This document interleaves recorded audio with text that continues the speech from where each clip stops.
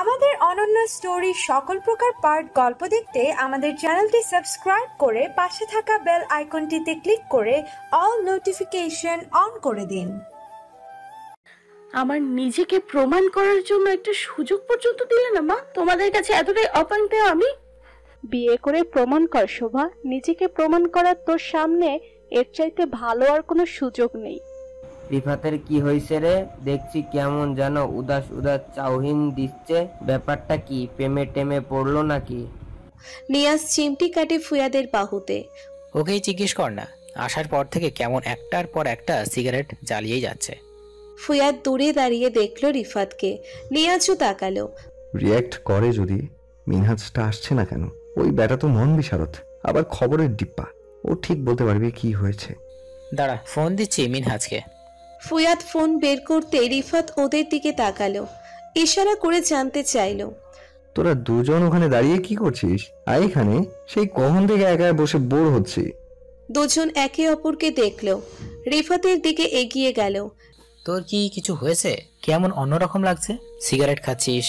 এত সিগারেট তো তুই খাস না। রিফাত কাঁধ ঝাঁকালো। কি হয়েছে জানি না, কিছু ভালো লাগছে না কদিন হলো। দুজনেই বেশ অবাক হলো, এরকম হেয়ালি কথা রিফাত বলে না কখনোই। ওর প্রেম রোগ হয়েছে তাই না রে রিফাত? মিনহাস এগিয়ে এলো বন্ধুত্বের দিকে। প্রেম? রিফাত কার সাথে? নিয়াজ বিস্মিত হয়ে তাকায়। মিনহাস রহস্যময় হাসলো। আছে একজন, আমি দেখেছিলাম। ওই যে সেদিন যাবি তো দেখলাম। তোরাও দেখেছিস মেয়েটাকে? কোন মেয়েটা বলতো? দুজনেই সমস্বরে জানতে চাইলো। মিনহাস রিফাতের দিকে চোখ নাচায়। কিরে রিফাত, বলবো নাকি তুই বলবি? রিফাত মিনহাসের দিকে তাকিয়ে আছে, ওর দৃষ্টিতে ভাবলেশহীন ভাব। বাবাকে হঠাৎ নিচের রুমের দরজায় দেখে ঘাবড়ে গেল রিফাত, উদ্বিগ্ন হয়ে উঠে দাঁড়ায়। বাবা তুমি? কিছু দরকার ছিল? আমাকে খবর দিলেই তো হতো। গোলাম রসুল এগিয়ে এসে ছেলের বিছানায় বসলেন। রিফাত ল্যাপটপে বসে ভিডিও এডিটিং করছিল, সেটা বন্ধ করে দিয়ে বাবার দিকে তাকায়। গোলাম রসুল সব দেখলেন চুপ করে। রিফাতকে তাকাতে দেখে চোখের চশমা খুলে পাঞ্জাবি দিয়ে মুছে আবার চোখে দিলেন। কেমন ইনকাম হচ্ছে তোমার? এসব ভিডিও বানিয়ে মাসে কত পাও? রিফাত বিস্ময় নিয়ে বাবাকে দেখল। এর আগে বাবা তার ভিডিও বানানো নিয়ে কখনোই কিছু জানতে চায়নি, হঠাৎ এসব কেন জানতে চাইছে বাবা? বর্তমানে ভালোই পাই বাবা, তবে অ্যামাউন্ট প্রতি মাসে একরকম থাকে না। কোনো মাসে 1.5, কখনো 2, আবার কখনো 1 লাখ, এর চেয়ে কমও পেয়েছি। এভারেজে 1 লাখের আশেপাশে, তাই তো? রিফাত মাথা দোলায়। গোলাম রসুল হাসেন। খারাপ না। আমিও হয়তো তোমাকে এমনই স্যালারি দিতাম, অবশ্য মালিক হিসেবে হয়তো আরো অনেক বেনিফিট পেতে, সেসব আলাদা হিসাব। বাবার কথায় রিফাত বোবা বনে গেল। মানে হঠাৎ এমন আলাপের কোনো মানে খুঁজে পেল না সে, তাই চুপ করে রইল। গোলাম রসুল হাসলেন। তুমি ভাবছো আমি আচমকা এমন আলাপ কেন করছি, তাই না? রিফাত মাথা দোলায়। আজ বিকেলে কি তোমার কোনো জরুরি কাজ আছে? না, নেই। তাহলে আজ আমার সাথে এক জায়গায় যাবে, কোনো আপত্তি নেই তো? কোথায় যাবে? তোমার কি কোনো পছন্দ আছে? মানে কারোর সাথে কমিটমেন্টে আছো? রিফাত আকাশ থেকে পড়লো যেন। বাবার শরীর ঠিক আছে তো? এমন উল্টো পাল্টা প্রশ্ন কেন করছে? লজ্জাও পেল বেশ, কান দুটো গরম হয়ে গেল, চোখের পাতা পড়ছে ঘন ঘন। তেমন কেউ নেই বাবা, কিন্তু এই কথা জানতে চাইছো কেন? তোমরা আধুনিক ছেলে পেলে, তোমাদের ইচ্ছের বিরুদ্ধে কোনো কাজ করানো যায় না, তাই জেনে নিলাম। আমি আর তোমার মা তোমার জন্য একটা মেয়ে পছন্দ করেছি, তাকে দেখতেই আজ যাচ্ছি। না না, ভয় পেও না, কোনো জবরদস্তি নেই। মেয়ে তোমার পছন্দ হলে তবে বিয়ের জন্য আগাবো। কিন্তু বাবা, আমি এখন বিয়ের কথা ভাবছি না, এখনো অনেক কাজ করা বাকি আছে আমার। রিফাতের কথায় গোলাম রসুলের চেহারায় খানিকটা গম্ভীরতা নেমে এলো। তোমার মাকে বিয়ে করেছিলাম ব্যবসা শুরুর আগে, তখন কেবল চাকরিতে ঢুকেছি, তারপর কোনো সমস্যা তো হয়নি আমার, এ পর্যন্ত ভালোই এলাম। আর তুমি তো সেই তুলনায় অনেক ইনকাম করো, তাহলে ভয় পাচ্ছ কেন? তাছাড়া আগেই বলেছি কোনো প্রেশার নেই তোমার উপর। মেয়ে যদি পছন্দ হয় তাহলেই না হয় বিয়ে করবে। বাবার জন্য এইটুকু তো করতেই পারো, নাকি পারবে না?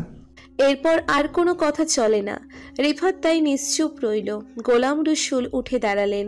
তাহলে বিকেলে তৈরি থেকো, আমরা 5:30টার দিকে বেরোবো। আচ্ছা। বাবা চলে যাওয়ার পরও নিচের চেয়ারে চুপচাপ বসে থাকলো রিফাত। ইচ্ছে ছিল ওর বিয়েটা ভালোবাসার বিয়ে হবে। ভার্সিটিতে উঠে একটা মেয়েকে পছন্দ হয়েছিল রিফাতের, মেয়েটারও ওকে। কিছু বুঝে ওঠার আগেই বছর খানেকের সম্পর্কটা হুট করেই ভেঙে গেল। মেয়েটাই পিছিয়ে গেছিল, না কোনো সিন ক্রিয়েট করেনি রিফাত, মেনে নিয়ে চুপচাপ সরে এসেছিল। ব্যাপারটা ভুলতে অনেক দিন লেগেছিল। তার উপর একই জায়গায় পড়ার সুবাদে মেয়েটার সাথে প্রায়ই দেখা হতো। বুকের মাঝে চিনচিনে ব্যথার অনুভূতি অনেক দিন তাড়িয়ে বেরিয়েছে তাকে। তারপরে ইউটিউবে কন্টেন্ট ক্রিয়েট করতে শুরু করলো। ভাগ্য বেশ সহায়তা করেছে ওকে, অল্প দিনে ওর কন্টেন্টগুলো বেশ জনপ্রিয়তা পেল। ধীরে ধীরে ব্যস্ততা বাড়লে মেয়েটার স্মৃতি ফিকে হতে শুরু করে। এরপর আর কারো দিকে ফিরে তাকায়নি রিফাত। সেদিন কি হয়েছিল কে জানে। শোভা মেয়েটাকে দেখে চোখ আটকে গেছিল। ভীত সন্ত্রস্ত মেয়েটাকে দেখে মনের কোণে খানিকটা মায়া আর ওর অতীত শুনে কিছুটা আগ্রহ জেগেছিল। সত্যি বলতে প্রথম দিন কথা বলে ভালো লেগেছিল, কিন্তু তারপর কি সব ভজকট লেগে গেল। রিফাতের মনটা খারাপ থাকে আজকাল। বারবার মনে হয় মেয়েরা তাকে পছন্দ করে না। প্রথম প্রেমিকার মতো শোভাও তাকে এক প্রকার এড়িয়ে চলছে। এজন্যই মনে মনে ভীষণ অপমানিত বোধ করে রিফাত। জানতে মন চায় কেন মেয়েরা তাকে পছন্দ করে না, কোথায় কমতি তার। দেখতে শুনতে ভালো, উচ্চতা 5 ফিট 5, গায়ের রং উজ্জ্বল শ্যামবর্ণ, চেহারা কাটিংও বেশ আকর্ষণীয়, জনপ্রিয় ইউটিউবার। টাকা পয়সার কোনো সমস্যা নেই, তাহলে সমস্যাটা কোথায়? কি সুন্দর লাগছে তোমাকে আপু। ছোট বোন বিভা মুগ্ধ হয়ে বোনকে দেখলো। লাল রঙের সাধারণ একটা তাঁতের শাড়ি পরেছে শোভা, আর তাতেই ওকে ভীষণ অন্যরকম লাগছে। আসলে জীবনে দ্বিতীয়বারের মতন শাড়ি পরল সে। প্রথমবার পরেছিল স্কুলের এসএসসি শিক্ষার্থীদের বিদায় অনুষ্ঠানে, আর এই দ্বিতীয়বার। বোনের কথা শুনে শোভা আয়নায় নিজেকে দেখলো। খুব একটা পার্থক্য খুঁজে পেল না অবশ্য। নিজেকে সুন্দর দেখার মন মানসিকতা ওর নেই। বিয়ের ব্যাপারটাই তো মন থেকে মেনে নিতে পারছে না। ভালো লাগা খারাপ লাগায় কি আসে যায়।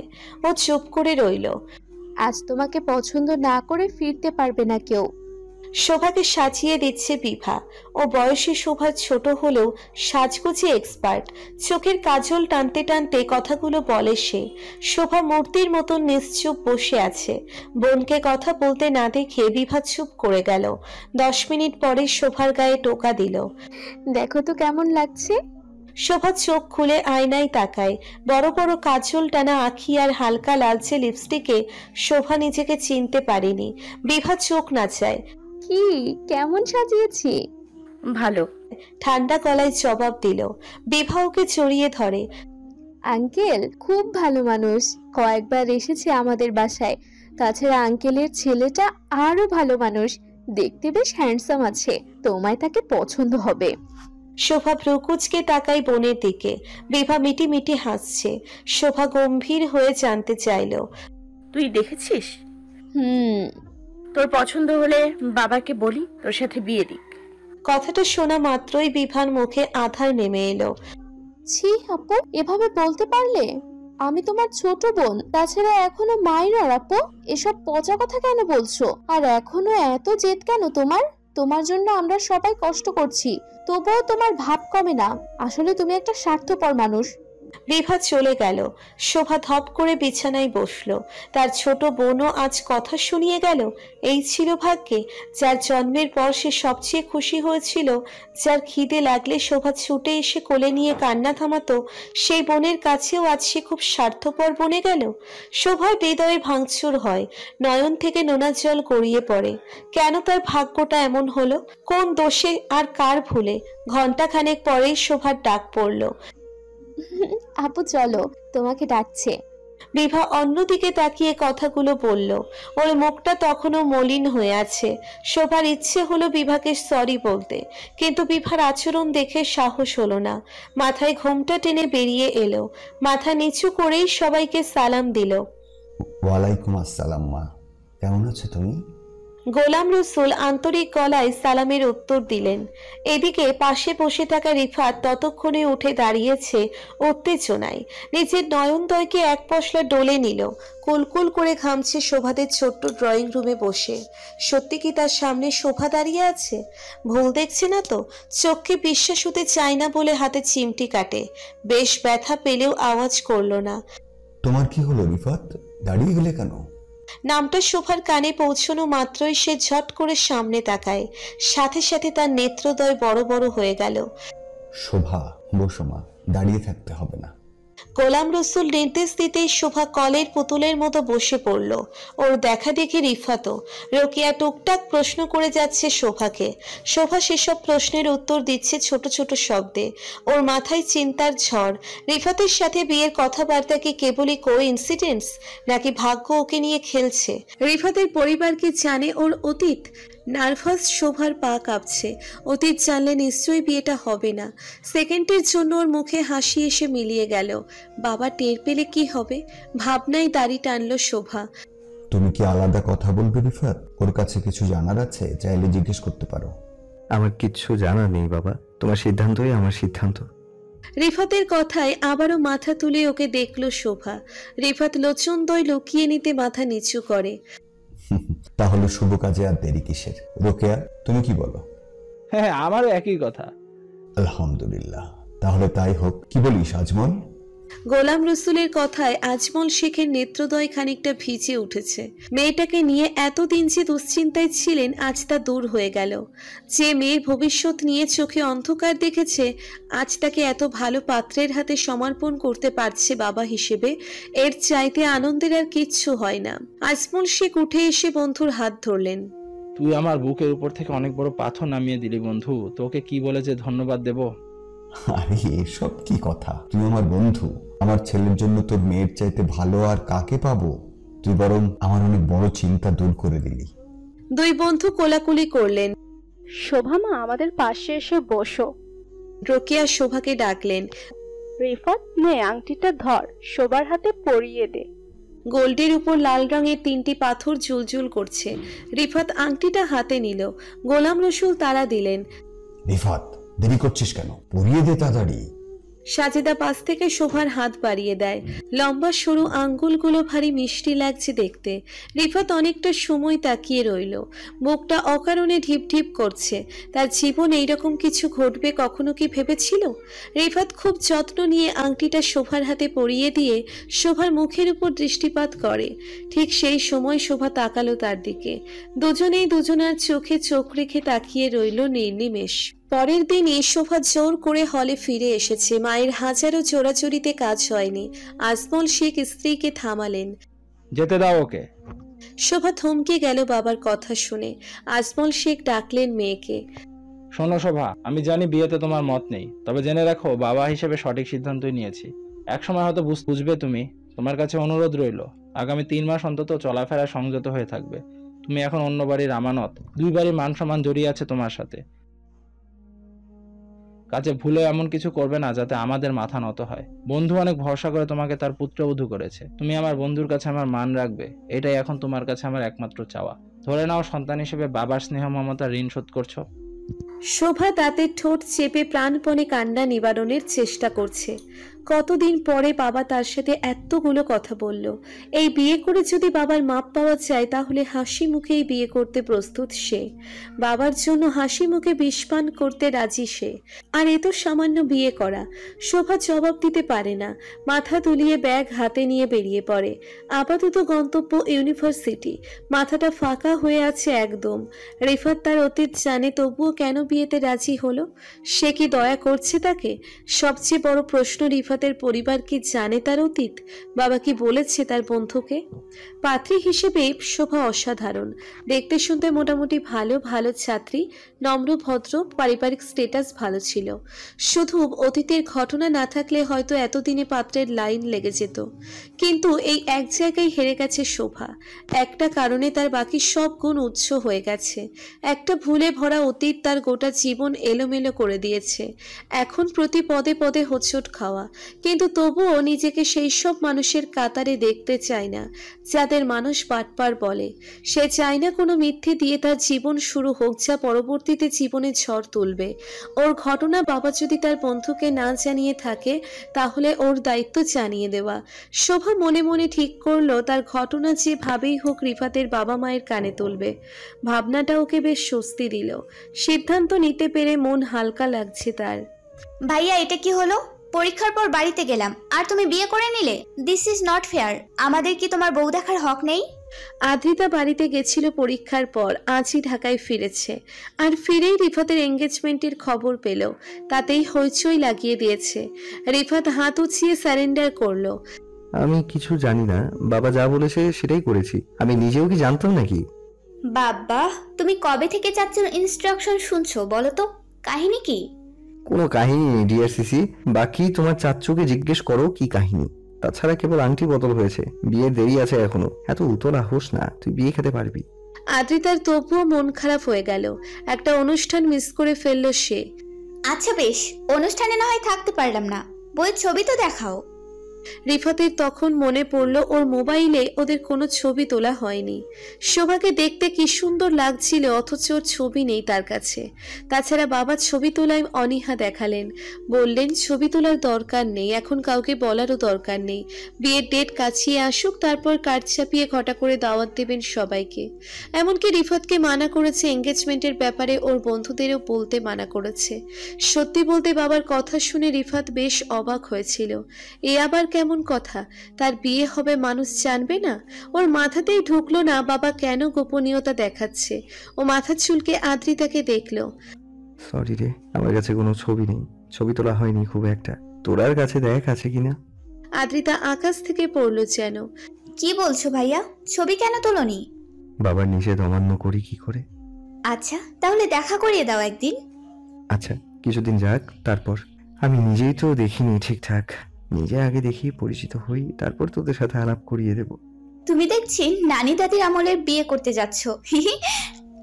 আদ্রিতার হাসি দেখে রিফাতও হেসে দিল। কথা খুব একটা ভুল বলিসনি।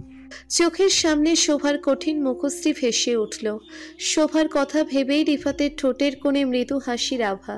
মেয়েটাকে একটা সারপ্রাইজ দেওয়া দরকার, এখন নিশ্চয়ই দূর দূর করে তাড়িয়ে দেবে না। আজই যাবে নাকি ওর বাসায়? না, বাসায় যাওয়া যাবে না। ওর বাবা মা আবার কি ভাববে? বেহায়া ভাবে যদি। ওকে ফোন করে অন্য কোথাও আসতে বললে কেমন হবে? কিন্তু ফোন করবে কিভাবে? ওর নাম্বারই তো নেই কাছে। ভাবনার মাঝে ডুবে থেকে মনে পড়লো ভাবি বউয়ের নাম্বার না থাকলেও শালীর নাম্বার আছে। তাকে একটা ফোন দেবে কি? না থাক, তাকে নিয়ে হাসাহাসি করবে। পরক্ষণেই ভাবলেও হাসলে হাসুক, তার কি? সে তার বউয়ের সাথেই তো কথা বলতে চেয়েছে, এতে তো দোষের কিছু নেই। রিফাত আনমনা হয়ে উঠে যায়। আদ্রিতা বার কয়েক ডাকলো ওকে, কিন্তু শোভার ধ্যানে থাকায় কিছু শুনতে পেল না। আননোন নাম্বার থেকে ফোন আসছে বারবার, ফোন দিয়ে পড়েছিল বারবার, ফোনে পড়ায় ব্যাঘাত ঘটছে। পড়ার মাঝে ফোন এলে শোভা রিসিভ করে না, পরে সময় বুঝে কল ব্যাক করে। এখনো তাই করছিল, ফোন কেটে দিচ্ছিল। কিন্তু তারপর ওপাশের জন ভীষণ অস্থির হয়ে ফোন দিয়েই যাচ্ছে। বিরক্ত শোভা রেগে মেগে অস্থির হয়ে ফোন ধরলো। কে? কাকে চাই? এতবার ফোন দেওয়ার মানে কি? কেটে দিচ্ছি মানে বুঝতে হবে ব্যস্ত আছি, এই সাধারণ কমন সেন্স নেই? ওপাশের জন্য একদম নীরব, পিন পতন নীরবতা যেটাকে বলে। এরকম ধমক সে আশা করেনি হয়তো। শব্দ না পেয়ে শোভার মেজাজ আরো বিগড়ে গেল। কি এখন কথা নেই কেন? মুখে তালা লাগিয়েছেন তো ফোন কেন করেছেন? এভাবে ধমক দিলে কি কারো সাহস হবে কথা বলার? রিফাতের শান্ত কণ্ঠস্বর শুনে চমকে উঠল শোভা। কে? কে বলছেন? চিনতে পারছো না সত্যি? না, পরিচয় দিন প্লিজ, না হলে ফোন কেটে দিব। দাও, কেটে দাও। যে মেয়ে তার হবু বরের ভয়েস চেনে না তার সাথে কথা নেই কোনো। শোভা ফট করে ফোনে কেটে দিল। তার বুক ধুকপুক করছে। এই ছেলে আচ্ছা বেহায়া তো, এঙ্গেজমেন্ট হতে না হতেই ফোন দেওয়া শুরু করেছে। কি ভেবেছে কি এখন বিয়ে ঠিক হয়েছে বলে শোভা কথা বলবে? প্রেম প্রেম ভাব দেখাবে? কখনোই না। শোভা ফোন সাইলেন্ট করে রাখে, তাতেও নিস্তার নেই। ফোনটা অনবরত ভাইব্রেশন নিচ্ছে। বিরক্ত শোভা কল রিসিভ করে। আমি বললাম তাই কল কেটে দিলে? অভিমানও বোঝো না মেয়ে, এত নিষ্ঠুর কেন তুমি? উফ, ন্যাকামো দেখ ছেলে। রাগে শোভার পিত্তি চলে গেল, নাকের পাটা ফুলে ফুলে উঠছে। সে ঠান্ডা গলায় জানতে চাইল, কি চাই সেটা বলুন, কেন ফোন দিয়েছেন?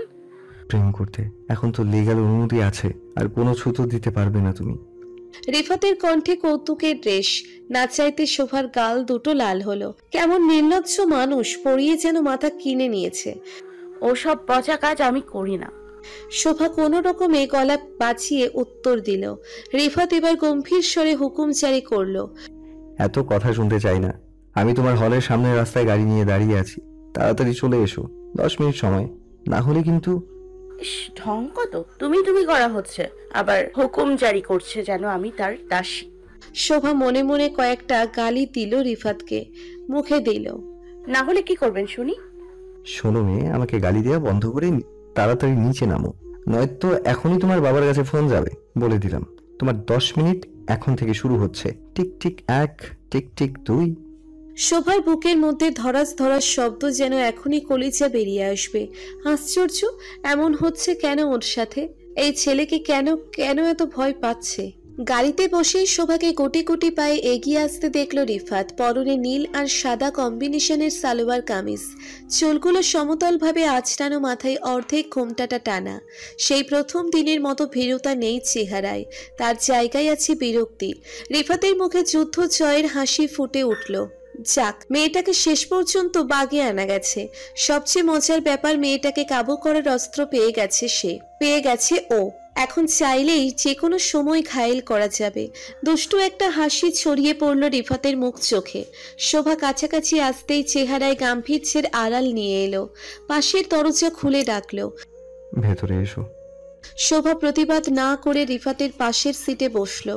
ডোর লক করে গাড়ির সবগুলো কাজ তুলে দিল। ক্লাস কবে থেকে শুরু? আগামী শনিবার থেকে। হলে ঢুকতে হয় কয়টার মধ্যে? শোভার ভ্রু কুঁচকে গেল। মানে রাতে কয়টার মধ্যে হলে ঢুকতে হবে এটাই জানতে চাচ্ছি। রাত 10টার মধ্যে।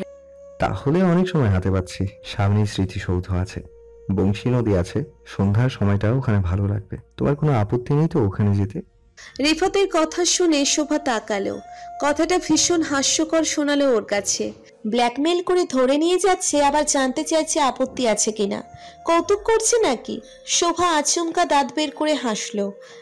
একদমই আপত্তি নেই, আপনি যেখানে নিয়ে যাবেন আমি সেখানেই যাব, চাইলে জাহান নামেও নিতে পারেন। রিফাত বুঝলো শোভার রাগের মাত্রা বেশি। শোভাকে আরেকটু জ্বালাতে এসে বলল, রিয়েলি? এমন মেয়েই তো খুঁজছিলাম মনে মনে, যার সাথে জাহান্নামে যাওয়া যাবে, যে সাথে থাকলে জাহান্নামকেও জান্নাত মনে হবে। অবশেষে আমার ইচ্ছে পূরণ হলো। চলো তাহলে দুজন মিলেই জাহান্নামে যাই। শোভা মুখ ঘুরিয়ে নিল। তার লজ্জা লাগছে, কাল দুটো না চাইতেই উত্তাপ ছড়াচ্ছে। এই বজ্জাত ছেলেটাকে কথায় হারানো যাবে না কিছুতেই। আংটি কি পরিয়েছে, ভদ্রতার মুখোশ খুলে ফেলেছে, যা মনে আসছে তাই বলছে। রিফাত শোভাকে একবার দেখে নিয়ে মুচকি হেসে গাড়ি স্টার্ট দিল। গাড়ি থেকে নেমে মুগ্ধ হলো শোভা। নদী থেকে খানিকটা দূরে রিসোর্টের মতন বানিয়েছে, সুন্দর ডেকোরেশনে বসার ব্যবস্থা করা। খুব বড় জায়গা না হলেও দেখতে ভালো লাগে। সবচেয়ে ভালো লাগার ব্যাপার হলো নদীর মুখোমুখি বসার বেদি, সূর্যোদয় সূর্যাস্ত দেখার সুব্যবস্থা। ছোট ছোট নৌকায় মাছ ধরার দৃশ্য দেখতে চমৎকার লাগছে। শোভার তাদের গ্রামের বাড়ির কথা মনে পড়ে গেল। ওদের দাদার বাড়িটা দিনাজপুরের ভেরমে। সেই বাড়ির কাছ দিয়ে বয়ে গেছে দীর্ঘ এক নদী। নদীর কোল ঘেঁষে বিশাল বড় একটা বটগাছ। বিকেলের সময়টা সেই বটগাছের ছায়ায় লোকের কোলাহল।